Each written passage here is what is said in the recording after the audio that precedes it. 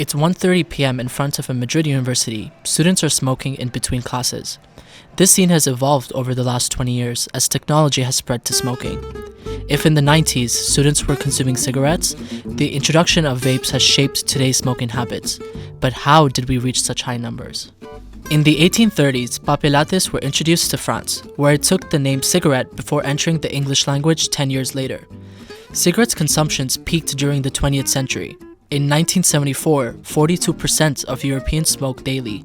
In those years, the tobacco industry advertised cigarettes in several ways, including posters and even movies such as Chinatown, which was released in 1974, Casablanca, 1942, or Pulp Fiction in 1994. The tobacco industry even used doctors to praise cigarettes. Overall, smoking was marketed as glamorous, fashionable, and sexy. In 1954, a study got the public's attention. Smoking and Carcinoma of the Lung by Richard Dahl is widely remembered as the first study depicting the health dangers of cigarettes. 10 years later, the American health minister, Luther Leonidas Terry, launched the first prevention campaign against cigarettes. Out of its long and exhaustive deliberations, the committee has reached the overall judgment that cigarette smoking is a health hazard of sufficient importance to the United States to warrant remedial action. In Europe, many countries have forbidden cigarette advertising in the early 2000s, and in 2005, the European Union prohibited showcasing cigarettes in the press, movies, or even the radio. The same year, e-cigarettes were commercialized in Europe. Originally designed as a solution to cigarettes, a Chinese man named Han Lik created the vape as we know it in 2003. Han Lik's father passed away in 2004 from lung cancer due to smoking. Seeing his father sick pushed Lik to question his smoking habits, which motivated his creation of a tool to quit smoking. To stop cigarette smoking using vapes, the process was simple. Fill the tank with the liquid at a certain level of nicotine and decrease this level with time until you reach 0%. This way, you stop consuming nicotine, the substance causing addiction. Back in 2005, the first vapes advertising appeared in the United Kingdom. Billboards showed a striking resemblance with older cigarette ads. Blue is a perfect example of how vapes transitioned from being a means to quit smoking to another kind of smoking. Indeed, the product also presents new features such as unlimited flavor possibilities, an agreeable smell, and with the possibility of smoking indoors. This is why two subcategories of vapes emerge. On one hand, the traditional vape, sober design, refillable, and classic tastes, destined to people who desire to quit smoking. On the other hand, a disposable vape with an array of flavors and colorful packaging which appeals predominantly to a younger audience.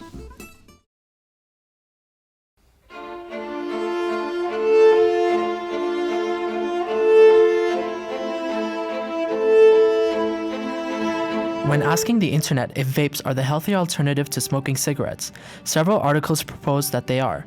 However, we still wanted to conduct our own research using different qualitative and quantitative methods to grasp a better idea of our research question. We decided to conduct a focus group containing cigarette smokers, IQOS smokers, vape smokers, and non-smokers by asking them to answer statements where they could either strongly disagree, be neutral, agree, or strongly agree to learn more about people's perception towards different smoking methods. Vaping is healthier than smoking cigarettes.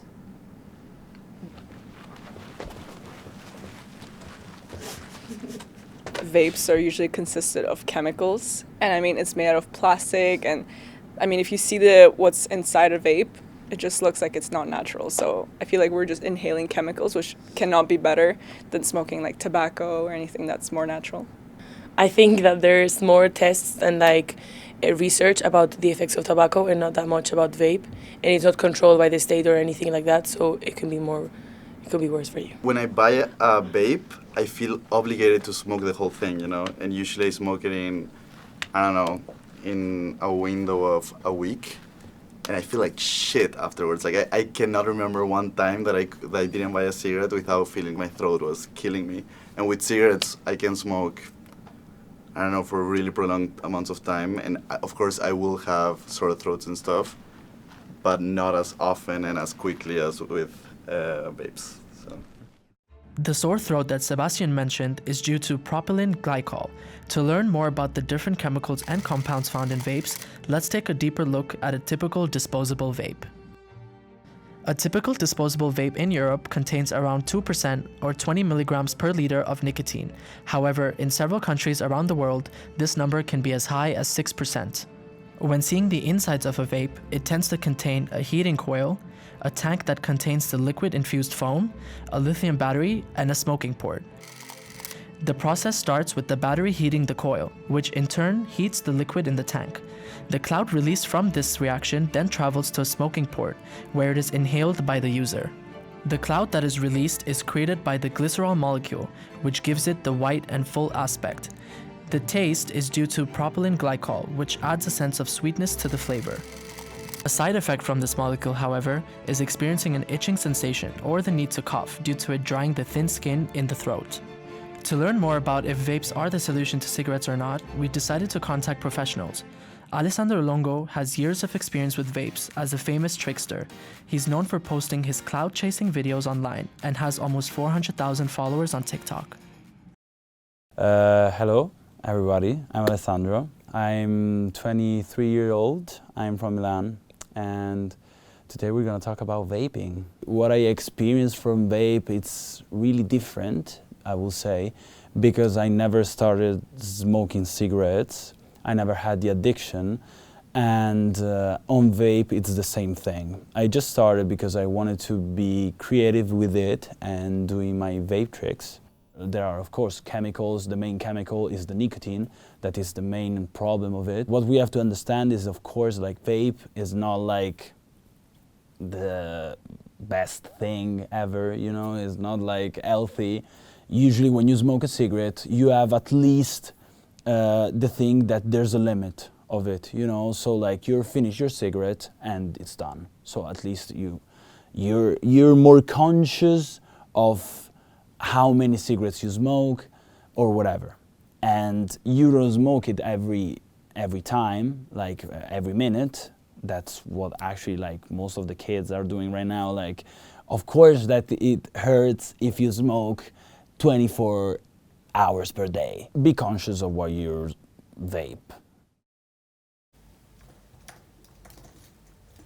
We wanted to get into contact with a doctor to get their take on her testimony, alongside any other health issues that could reside from consuming vapes or cigarettes.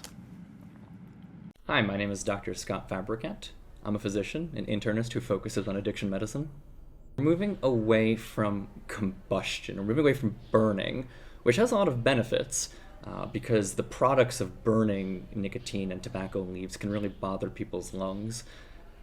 But it's not all upsides, because a lot of the new products are really concentrated, and in exchange for a reduction in the carcinogens from burning, you gain an increase in the concentration of nicotine, and that itself has its own downsides. In exchange, when you have these high nicotine products, you have risks insofar as your heart health, you have risks in wound healing, and in particular, you have risks with blood clotting. So yes, cigarettes, but also nicotine on its own can increase the risk of blood clots, what we call deep vein thromboses, DVTs. And this is a risk, particularly for young women who might otherwise be normal and healthy. In addition to contacting professionals, we also got in touch with someone who fell victim of vape's potential health damages. In her initial message, Kieran mentioned her hospitalization due to cigarettes and vape consumption. Vapes and cigarettes actually play a very big role in what I had. So I got what you call deep vein thrombosis, which is a blood clot that was, that grew in my veins on my leg. As we were intrigued with this conversation, we wanted to interview Kieran and set an online interview as they were based outside of Spain. My name is Karen, and I've smoked cigarettes, vapes, and doka. I started having pain in my leg, like unbearable pain. I just woke up one day and I just felt like I couldn't walk anymore. What I actually still have is called deep vein thrombosis. So it's the formation of a blood clot in one of your deep veins. So that could be in your lower leg, on your thigh, or on your pelvis. So in my case, it was behind my knee. There's a few other reasons, at least for me, that made this happen. Like I was on birth control and pill, and I had gained weight, plus smoking. I am still sick. My clot is still there at the moment, but I was admitted for 5 days at the hospital. I wasn't able to move for the first 3 days.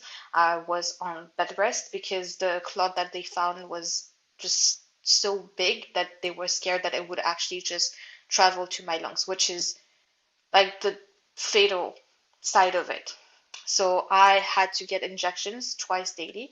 I'm still on treatment daily, which is going to be like, it's still going to go on for about 10 months to a year. I'm also wearing what you call compression socks to help blood flow. I also was going through withdrawals of 6 years of smoking. I was getting nervous breakdowns because of it. I was getting jittery, and people don't often talk about the withdrawals of smoking, which are really, really bad. When you smoke a cigarette, it's just that you're gonna smoke it and then you're gonna have like a break in between. But vapes are so accessible that you keep on smoking them like every hour or so. It even came to the point where I would finish a vape in 2 days. So that amount of nicotine was just heightened with the vapes. So yes, definitely, I think that vapes played a bigger role. Before that, it was more so like, okay, smoking is bad for you. I hear it here and there, but it's not happening to me, so it's not real. But once that happens to you, then you just realize how much you lose from smoking. My entire life, the only thing I've heard was that cigarettes were bad. Smoking is bad, but usually you relate smoking to cigarettes. Vaping don't really feel like smoking. I think there's not enough information, and there's like people are not really aware of the fact that smoking vape is as equally bad as smoking cigarettes, probably even more, because there's no stop when it comes to vaping. In addition to our interview with Kiran, we also spoke with Michael regarding the side effects he encountered when vaping. Hey, Could you please just let us know what your name is and what your thoughts on smoking are alongside what you have smoked so far? I'm Michael Kuczynski, and I've had some experience in smoking. I think initially I used to vape. This was back when I was still underaged. I did have an occasional cigarette, but nowadays I think I'm more shifting towards cigarettes. Again, I've tried cutting back a lot recently, but I do have some experience in the past smoking. At times, I would get allergic reactions where my tongue would swell up, as well as the roof of my mouth, and it lasted for about 3 to 4 days. And when I was mixing that with my strong vapes, I would get really, really bad kidney pains. I think definitely some of my family members were concerned, and I'm definitely more cautious. I would never want to have such a painful reaction in my mouth. Again, it was terrible. It was swelling up in my tongue.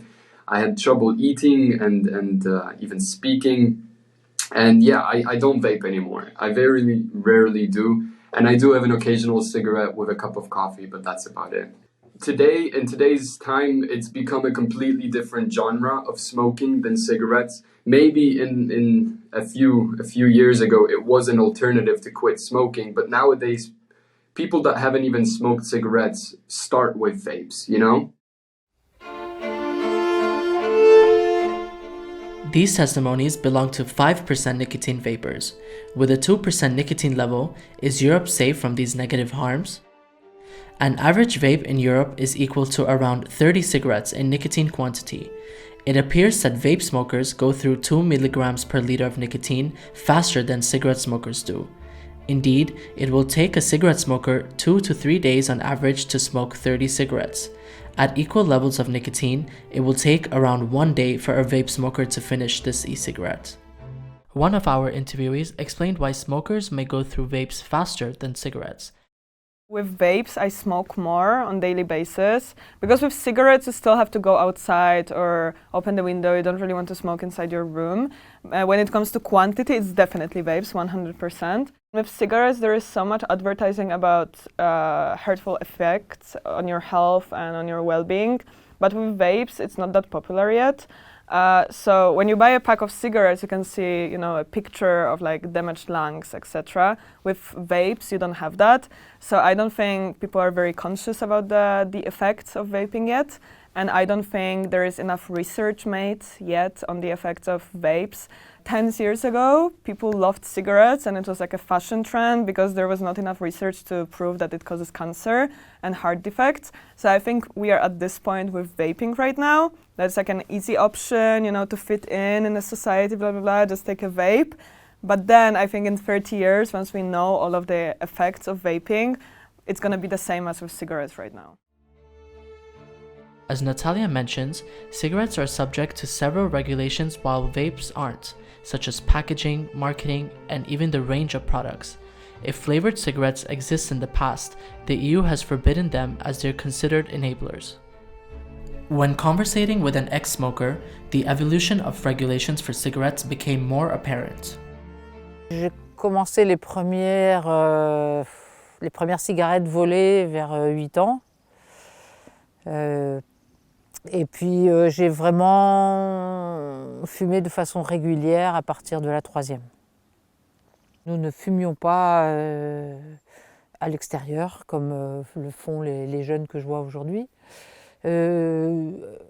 Nous fumions en boîte de nuit, nous fumions dans les maisons, dans les salons, enfin partout. The government has since forbidden smoking in public spaces, along with strict regulations on packaging, marketing, and flavors. Should we expect the same for vapes in the future, such as altered packaging and regulations on flavors? Après, il ne faut pas non plus, je pense, diaboliser la cigarette électronique. Et par expérience, nous, en tant que médecins généralistes, on voit quand même des gens arrêter de fumer grâce à la cigarette électronique. Donc, je pense que c'est pas de la première intention, mais que ça peut aider. Après, la problématique, elle est d'arriver à sevrer de cette cigarette électronique. On a des gens qui sont à la cigarette électronique depuis des années et qui n'arrivent pas à s'en dépaître. Hein. This is something Dr. Fabricant confirms when mentioning that vapes reduce harm. I'm a big believer in what we would call harm reduction. So in harm reduction, we understand that not everyone is trying to quit. That's not everyone's goal. And what we want to do is we want to reduce the harms, protect people the best we can, and to work with them to achieve their own goals. So for a lot of people, their understanding of the burning of cigarettes isn't so good, and so they want to reduce that, but they don't want to quit. And for them, I think e-cigarettes can be really helpful because you don't have that burning. However, they're not risk-free. Not only do you have the nicotine itself, but the other ingredients that you find in vapes can also harm people's lungs as well. And so for someone who's never smoked, this isn't harm reduction, this is introducing a new harm and a new addiction. Speaking of introducing harm, Natalia started smoking with vapes. I first tried cigarettes when I was like 14, you know, just to see what it is because I had older friends. But I think I started smoking every day once I switched to vapes. After I moved to Spain, I would say it was maybe 3 years ago. And then because you cannot buy the vapes that I like here in Europe, I now smoke normal cigarettes and I recently switched to tobacco. I really don't like the smell of cigarettes on me, on my hair, or on my clothes, and the fact that I always have to go outside to smoke. And with vaping, it's just so easy, you can smoke it anywhere. New smokers starting with vapes have challenged the narrative that vapes are a tool to stop cigarette smoking. Is vaping a good way to quit smoking?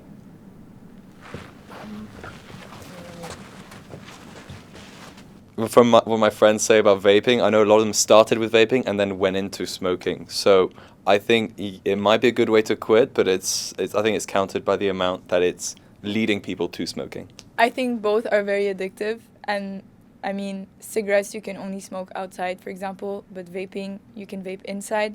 So it kind of gives you both options, and I know people who still smoke cigarettes when they're outside but have their vape when they're inside, so I don't think that helps in any way. One of the pulmonologists we contacted further confirmed our doubts on using vapes to quit smoking. Intellectually, we can say that putting chemicals in the bronchi is not a good idea, and that is also why learned societies, in particular the SPLF, advise against recommending vaping as a weaning aid. In practice, it is often more nuanced because it is probably less bad than a normal cigarette.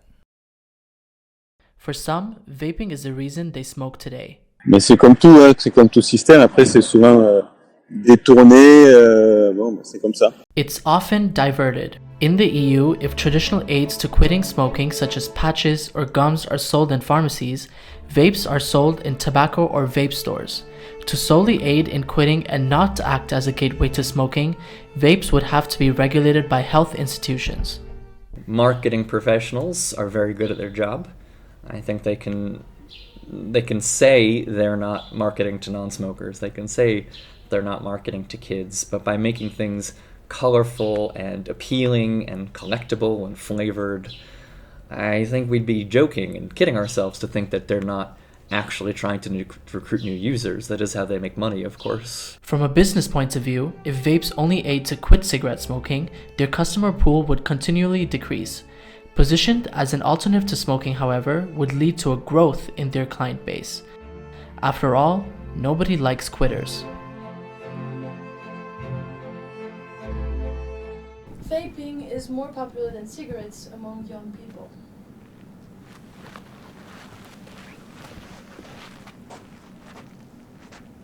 I think that depends on the country, because where I grew up, no one vapes, and then when I came to Spain, I see a lot of young people vaping rather than smoking, so yeah.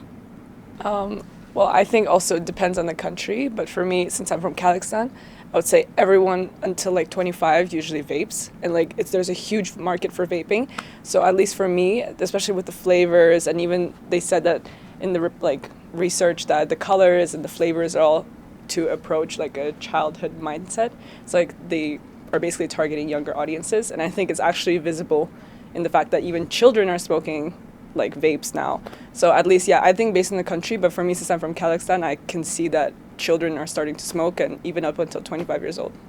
I think we've seen a problem, especially in younger users, who think this is potentially harmless. It is a good tasting, doesn't make them cough, their friends are using it, maybe they can just throw out a cartridge, it's not a hassle, it's cheaper, and so for them it seems a lot easier to get into. And so these electronic cigarettes, especially the flavored ones, do concern me that they can be used as an inlet for companies that were losing market share on reduced cigarette intake to now make new inroads with young people to develop a new addiction. Moi, je pense qu'on va beaucoup plus facilement commencer à fumer avec ce genre de produit qu'avec une cigarette. C'est-à-dire qu'il y a une attractivité, une modernité, comme les yaourts aux fruits qui sont à plein de fruits, comme les boissons fruitées qui sont à plein de fruits. C'est un public assez jeune.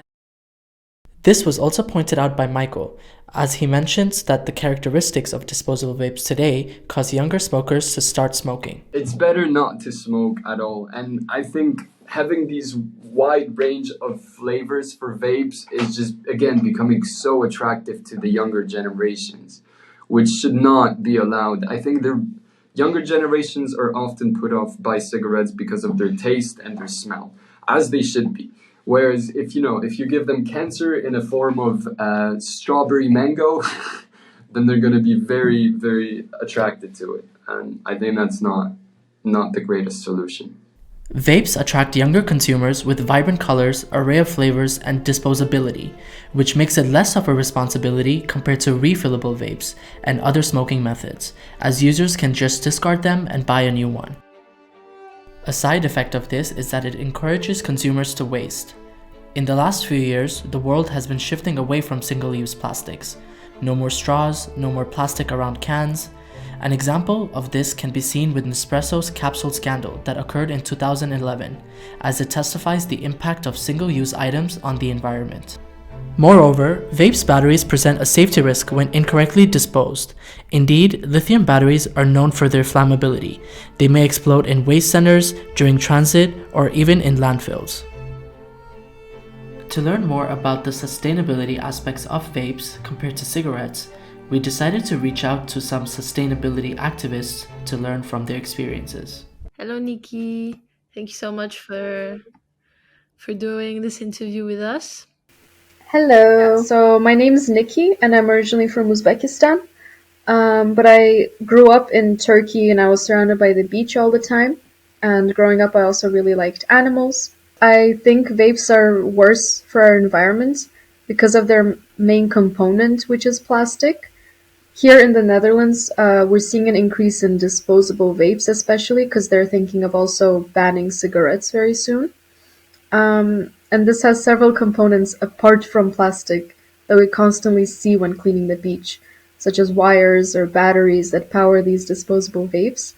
We also see a lot of cigarette butts. However, the main difference it truly is the plastic. Cigarettes release toxic components just like vapes, but plastic adds onto that. I heard from some other people that were attending the beach cleanups that when vapes are dumped at beaches, for example, there could be instances where the liquid from these vapes are leaking into the ocean, which is apparently very harmful for the ocean ecosystem. To learn more about sustainability regarding vapes and cigarettes, we contacted NGOs, vape manufacturers, and even tobacco store owners. Bonjour, vous êtes sur le répondeur. Bonjour, vous êtes bien sur la messagerie de... I hate calling people. Okay. Tobacco store owners. Su negocio para... Oh, okay. Quería saber si puedo entrevistar... I hate calling. While we mostly received negative responses or no responses at all, one vape shop that sells refillable vapes in the south of France accepted to give us a few brief answers. On fait pas de jetable pour un choix éthique, en fait.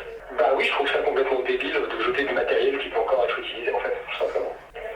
Ah bah, au niveau fonctionnement, ce sera exactement pareil, mais c'est en fait une question de mode de consommation. Quand on a du matériel que l'on peut recharger et remplir et de changer des consommables que lorsque c'est nécessaire, ça me paraît plus intelligent d'acheter du matériel qui est calibré pour être jeté et remplacé 50 fois plus souvent que dorénavant.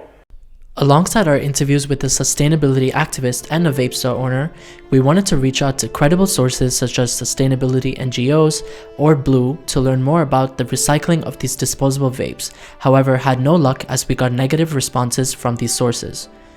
We initially also had the idea of conducting our own sustainability project by placing recycling bins around our university campus, followed by documenting the recycling process. After contacting the required people at our university, we soon realized that it would take too long for our project to come to action, so decided to contact a restaurant in Madrid to pitch our sustainability bin idea, which also didn't work out after several messages to the owner. After conducting our research with Dr. Scott Fabricant, he gave us a lead towards another doctor that specialized in ocean waste.